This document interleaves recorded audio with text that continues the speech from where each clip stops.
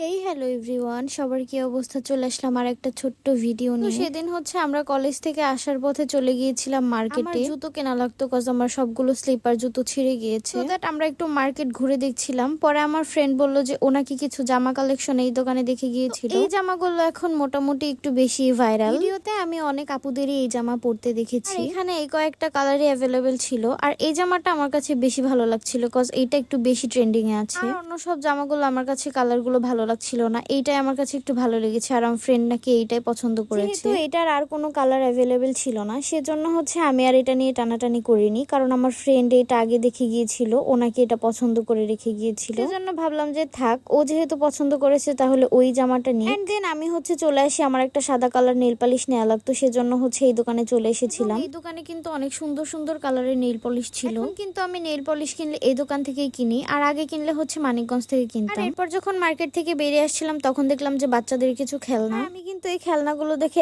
একদমই কনফিউজড হয়ে যাই যে এগুলো কি আসল খেলনা নাকি নকল, কারণ বাচ্চাদের জন্য কিন্তু এগুলো হার্মফুল হতে পারে যদি এগুলো সফট না হয়। তারপর আমরা মার্কেট ঘুরে চলে আসি বাসায় যাওয়ার উদ্দেশ্যে। এখানে উথুলি বাস স্ট্যান্ড আসার পরে দেখছিলাম একটা মামা এখানে ঝালমুড়ি সেল করছে, কিনা স্টার্টিং 20 টাকা থেকে 50 টাকা পর্যন্ত মুড়ি ছিল। তো আমরা এখানে ছোলা মুড়িটা নিয়ে নিয়েছিলাম। আর মুড়িটার টেস্ট কিন্তু অনেক বেশি ভালো ছিল, আমার কাছে অনেক ভালো লেগেছে। আমি কিন্তু ঝালমুড়ি দেখলে একদমই না খেয়ে থাকতে পারি না, কারণ আমার ঝালমুড়ি অনেক বেশি পছন্দ। ঝালমুড়ির জন্য পাগলও বলা যায়। নিজেও জানি না যে আমার কাছে ঝালমুড়ি এত ভালো কেন লাগে। যখন আমরা ছোটবেলায় স্কুলে পড়তাম তখন আমাদের স্কুলের সামনে একটা মামা ঝালমুড়ি বিক্রি করতো, কিন্তু ওই মামাটা মারা যায় অসুস্থতার কারণে, এই জন্য আমি অনেক বেশি কষ্ট পাই। যাই হোক, ঘড়িতে সময় ছিল 3:30, আর মামাকে বললাম যে মামা কয়টায় বসে, মামা বললো এখন থেকেই শুরু। নরমালি যদি আমাদের ক্লাস থাকে তাহলে কিন্তু মামার মুড়ি একদমই খেতে পারবো না, কারণ ক্লাস টাইম 10টা থেকে 1টা পর্যন্ত। আমাদের এক্সাম যেহেতু 12:30 থেকে 3:30 পর্যন্ত, সেজন্যই কিন্তু আমরা মামার ঝালমুড়িটা খেতে পেরেছি, আদারওয়াইজ খেতে পারতাম না। আমার কাছে কিন্তু ঝালমুড়িটা